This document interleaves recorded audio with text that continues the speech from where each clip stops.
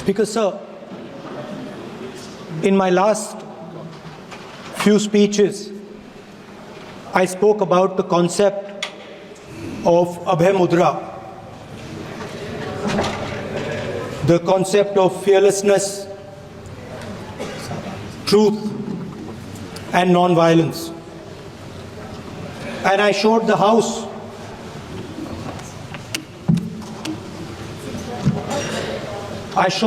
images of our different religions displaying this Abhay Mudra.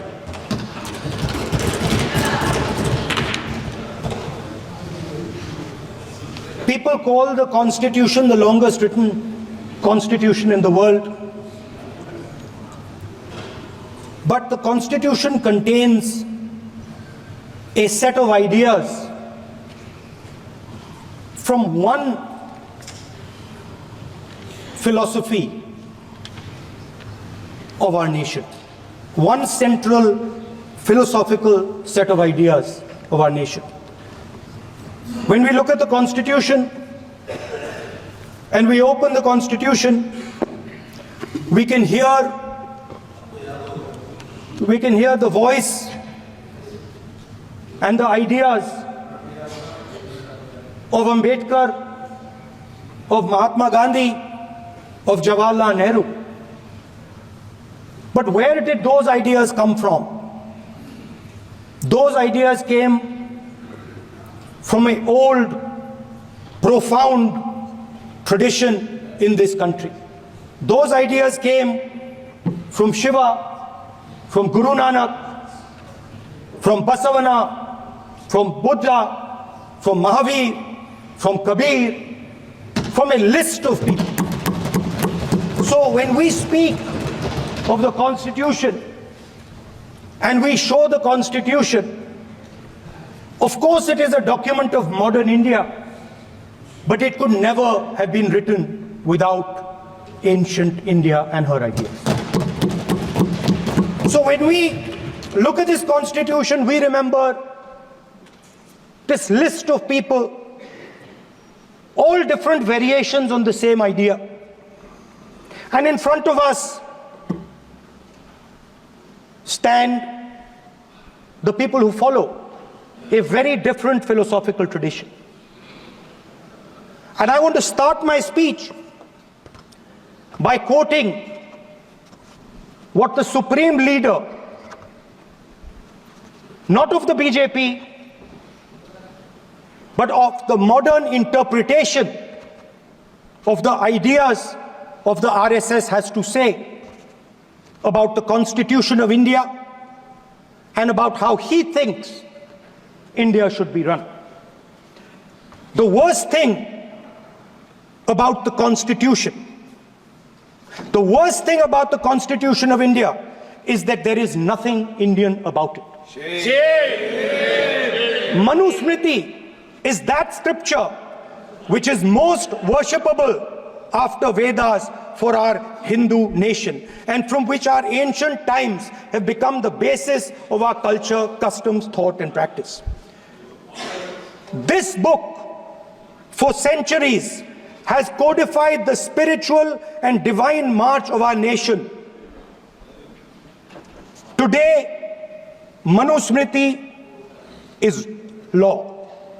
These are the words of Savarkar. Mr. Savarkar has clearly stated in his writings that there is nothing Indian about our Constitution. He has clearly stated that the book India is run by should be superseded by this book. And this is what the fight is about. Now, it's nice that all of you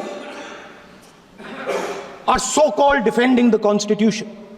But I want to ask you, do you stand by your leader's words?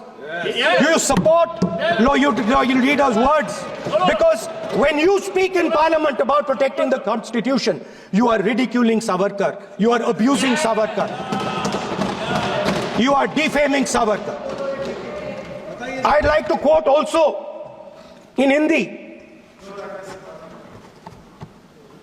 Bharat के संविधान के बारे में सबसे बुरी बात तो यह है कि इसमें कुछ भी भारतीय नहीं है। भारत के संविधान के बारे में सबसे बुरी बात तो यह है कि इसमें कुछ भी भारतीय नहीं है।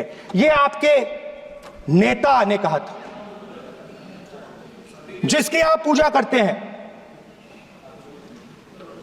Speaker sir, I described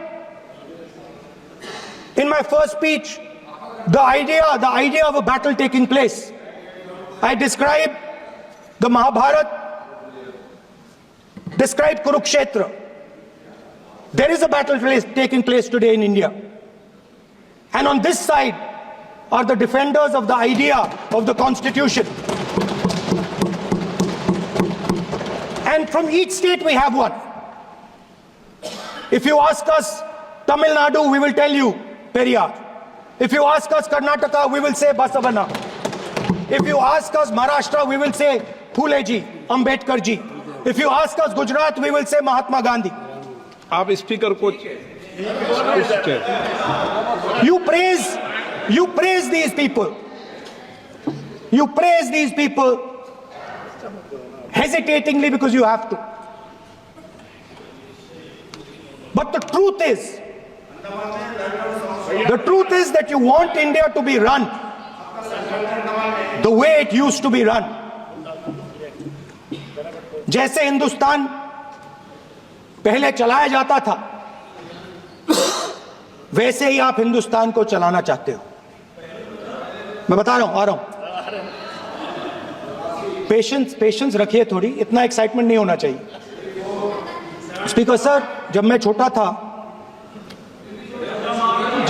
था दिल्ली में, स्पीकर सर, दिल्ली के चारों ओर जंगल हुआ करता था। जो आज यहां रहते हैं उनको ताजुब होगा कि एम्स के बिल्कुल बगल में जंगल शुरू होता था। जहां रेलवे म्यूजियम है वहां पे जंगल शुरू होता था। वैसे ही जंगल में, दोनों नॉर्थ और साउथ, वैसे ही जंगल में हजारों साल पहले एक युवा, 6-7 साल का युवा, हर रोज सुबह उठ के 4 बजे उठ के, एक बच्चा, वाह बहुत बढ़िया, एक बच्चा 4 बजे उठ के तपस्या करता था। हर रोज सुबह तपस्या, हाँ, हर रोज सुबह वो धनुष उठाकर तीर कमान चलाता था और घंटे उसने तपस्या की, सालों के लिए उसने तपस्या की।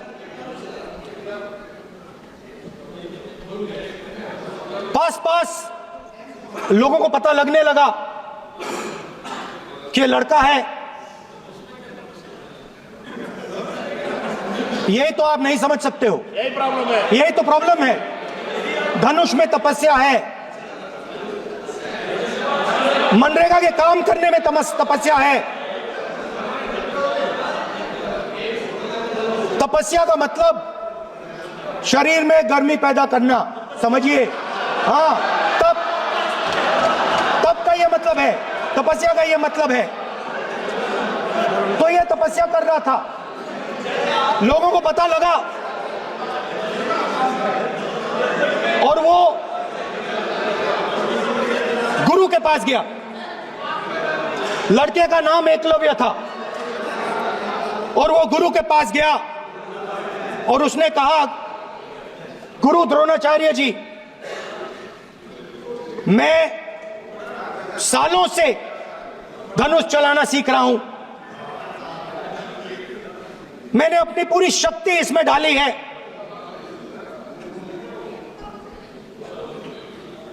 आप मेरी मदद कीजिए, आप मेरे गुरु बनिए। द्रोणाचार्य जी ने एकलव्य को कहा, कि आप ऊंची जात के नहीं हो, आप ऊंची जात के नहीं हो, आप द्विजा नहीं हो। मैं आपका गुरु नहीं बनूंगा, यहां से तुम चले जाओ। और एकलव्य चला गया। फिर से एकलव्य ने तपस्या शुरू की, फिर से तपस्या शुरू की। कुछ साल बाद द्रोणाचार्य जी और पांडव उसी जंगल से निकले। एक कुत्ता भौंक रहा था, कहानी आपने सुनी है, सुना देता हूं। कुत्ता भौंक रहा था, अचानक कुत्ते की आवाज शांत हो गई। द्रोणाचार्य जी और पांडव पास गए और उन्होंने देखा कि तीरों के जाल में कुत्ता फंसा हुआ था। मुंह में तीर था एक, हाँ, मगर कुत्ता तीरों के जाल में फंसा था, एक तीर मुंह में थी, शांत था कुत्ता। मगर कुत्ते को चोट नहीं लगी। एकलव्य ने अहिंसा के साथ कुत्ते को शांत किया था। द्रोणाचार्य जी आते हैं और एकदम पूछते हैं, तुम्हें यह किसने सिखाया? एकलव्य जवाब देता है, द्रोणाचार्य जी, यह मैं सीखा हूं, मैंने तपस्या की है, घंटों मैंने प्रैक्टिस की है।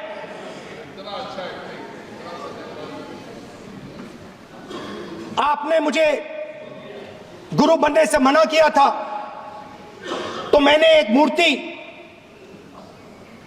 मट्टी की मूर्ति सामने रखी और मैंने प्रैक्टिस की और मैं सीखा। द्रोणाचार्य जी खुश नहीं हुए। द्रोणाचार्य जी ने एकदम कहा, तुम्हें मुझे गुरु दक्षिणा देनी है। नहीं नहीं, ये आपकी स्टोरी है, ये आपकी स्टोरी है। मेरी स्टोरी है कि द्रोणाचार्य ने पूछा।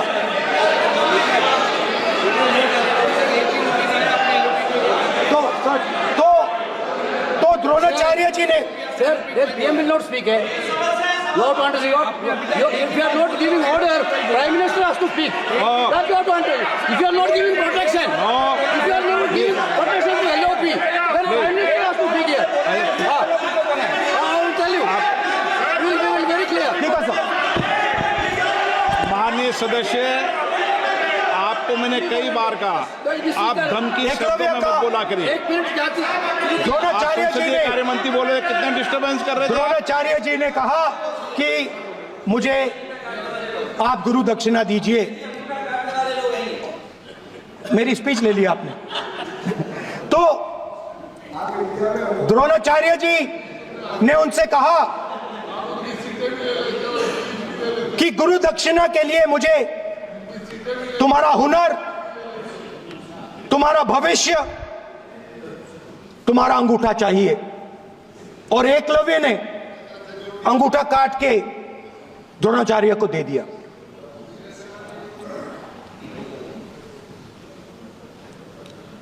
यह अभय मुद्रा है। इसमें कॉन्फिडेंस, स्ट्रेंथ, निडरता कहां से आती है? हुनर से आती है, इस अंगूठे से आती है। ये लोग इसके खिलाफ हैं। जैसे द्रोणाचार्य जी ने एकलव्य का अंगूठा काटा, वैसे ही आप पूरे देश का अंगूठा काटने में लगे हुए हो। आप जैसे ही एकलव्य का, जैसे द्रोणाचार्य जी ने एकलव्य का अंगूठा काटा, वैसे ही आप हिंदुस्तान के युवाओं का, जैसे ही एकलव्य ने, देखो सर, जैसे एकलव्य का अंगूठा काटा गया, वैसे ही आप हिंदुस्तान के युवाओं का, सबका अंगूठा काटते हो। जब आप अदानी जी को धारावी देते हो, तो आप धारावी के जो एंटरप्रेन्योर्स हैं, जो स्मॉल एंड मीडियम बिजनेसेस हैं, उनका आप अंगूठा काटते हो। जब आप हिंदुस्तान के पोर्ट्स, एयरपोर्ट्स, डिफेंस इंडस्ट्री, ये सब जब आप अदानी को देते हो,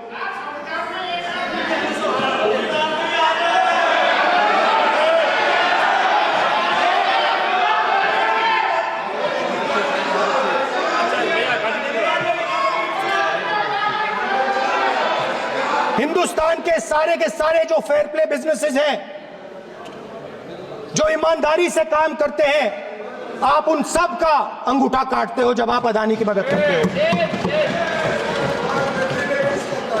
कॉन्स्टिट्यूशन में लैटरल एंट्री कर आप हिंदुस्तान के युवाओं का, पिछड़ों का, गरीबों का अंगूठा काटते हो।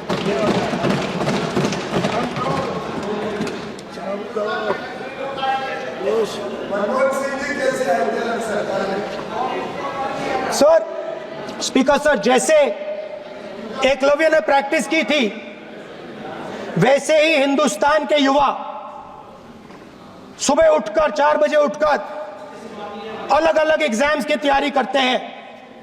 आपने देखा होगा, पहले हजारों युवा सुबह उठकर रनिंग करते थे, वेट ट्रेनिंग करते थे आर्मी में जाने के लिए। जब आपने अग्निवीर लागू किया तो आपने उन युवाओं की उंगली काटी। जब आप पेपर लीक कराते हो, 70 बार आपने पेपर लीक करवाया है, तब आप हिंदुस्तान के युवाओं के अंगूठा काटते हो।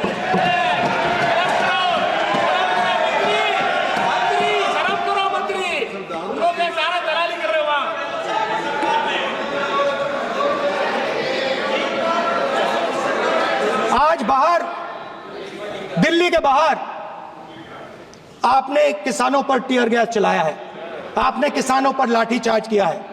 किसान आपसे एमएसपी मांगते हैं, सही दाम मांगते हैं, मगर आप अदानी को फायदा पहुंचाते हो, अंबानी को फायदा पहुंचाते हो और किसान का अंगूठा काटने का काम करते हो। देखिए,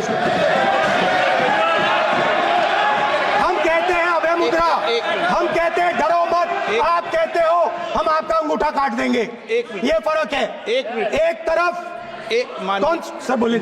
मेरे कहना है कि हम एक मिनट प्लीज बैठिए, आप बैठिए, प्लीज बैठिए, आप बैठिए।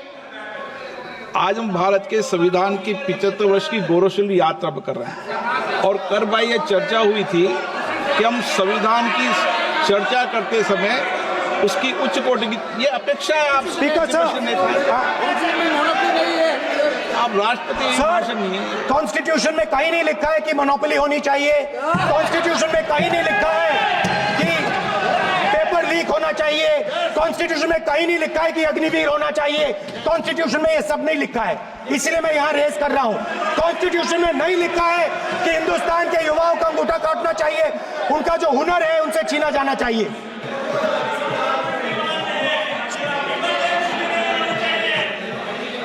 बैठे कर रहे हैं सर, 5 बजे अब भी बैठे करेंगे। अब कुछ नहीं बोलना है, 5 बजे देखिएगा, 5 बजे देखिएगा क्या करते हैं। स्पीकर सर, मिलेगा। मैं कुछ दिन पहले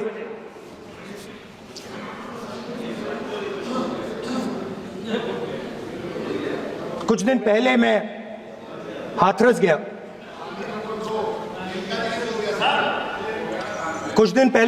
गया। हाथरस में 4 साल पहले एक लड़की का बलात्कार होता है।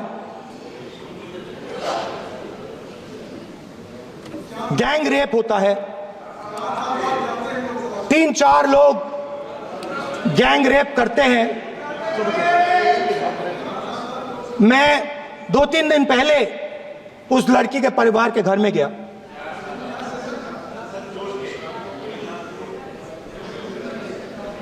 जिन्होंने गैंग रेप किया वो बाहर घूम रहे हैं, और लड़की का परिवार अपने घर में बंद है। लड़की का परिवार बाहर नहीं जा सकता है।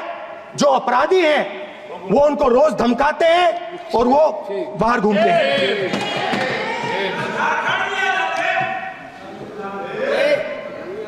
परिवार ने मुझे बताया कि बेटी का जो अंतिम संस्कार था वो भी नहीं करने दिया, और चीफ मिनिस्टर ने इसके बारे में खुलकर मीडिया में झूठ बोला है। ये कॉन्स्टिट्यूशन में कहां लिखा है? ये कॉन्स्टिट्यूशन में कहां लिखा है कि जो बलात्कार करते हैं वो बाहर रहे, और जिसका रेप हुआ है, जिसके परिवार, उस परिवार को बंद कर दिया जाए? कहां लिखा है कॉन्स्टिट्यूशन में? ये आपकी किताब में लिखा हुआ है, मनुस्मृति में लिखा है, मगर कॉन्स्टिट्यूशन में नहीं लिखा। और अगर आप कहते हो कि यूपी में आपका राज है, और वहां पे कॉन्स्टिट्यूशन नहीं लागू होता है, वहां पे मनुस्मृति लागू हो रही है।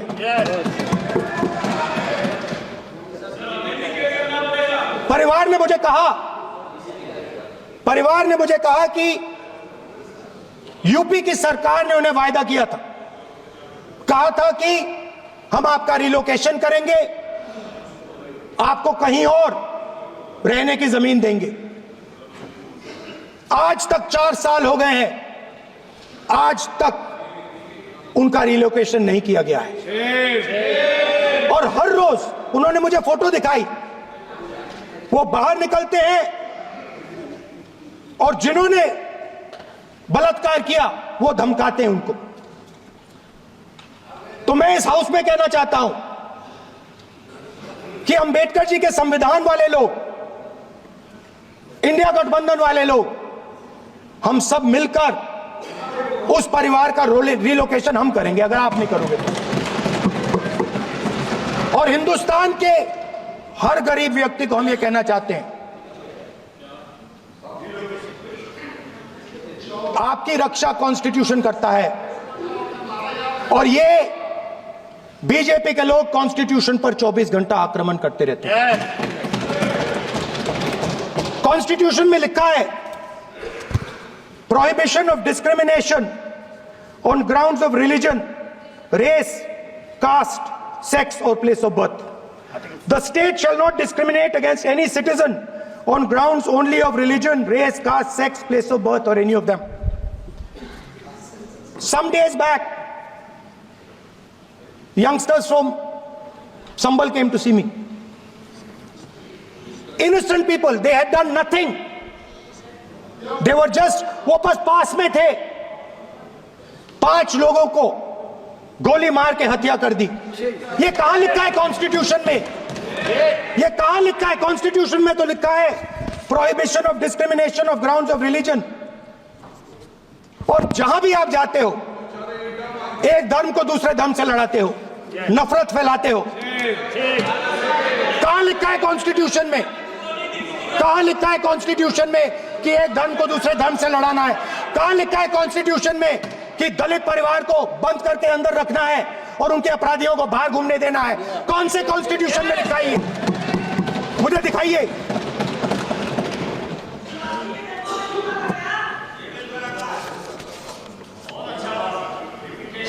स्पीकर सर, हमारी जो विचारधारा है, इंडिया गठबंधन की विचारधारा है, वो देश में कॉन्स्टिट्यूशन लाई है। हम सब मिलकर कॉन्स्टिट्यूशन की रक्षा करते हैं। अंबेडकर जी ने कहा था, if there is political equality but no social and economic equality, political equality will be destroyed. ये अंबेडकर जी के शब्द हैं, और आज ये बात सबके सामने है। पॉलिटिकल इक्वालिटी जो थी वो खत्म हो गई है। हिंदुस्तान के सारे इंस्टीट्यूशंस कैप्चर कर लिए गए हैं। सोशल इक्वालिटी नहीं रही, फाइनेंशियल इकोनॉमिक इक्वालिटी नहीं रही। इसीलिए हमारा अगला कदम जाति जनगणना होगा। हम देश को दिखाना चाहते हैं कि आपने किन लोगों का और कहां कहां अंगूठा काटा है। हम दलितों को, आदिवासियों को, पिछड़ों को, किसानों को, मजदूरों को दिखाना चाहते हैं कि आपने किस किस का अंगूठा काटा है। इसलिए जो मैंने वायदा किया था, इसी हाउस में यहां हम कास्ट सेंसस लागू करेंगे और उसके बाद हिंदुस्तान में एक नए तरीके का विकास होगा, एक नई तरीके की राजनीति होगी। जो मैंने पहले कहा था, जो आपको अच्छा नहीं लगता है, 50% रिजर्वेशन, उस दीवार को हम यहां तोड़ेंगे। 50% रिजर्वेशन की दीवार और जाति जनगणना हम यहां करा के दिखाएंगे। आपको जो कहना है कर लो, कह लो। स्पीकर सर, बहुत बहुत धन्यवाद।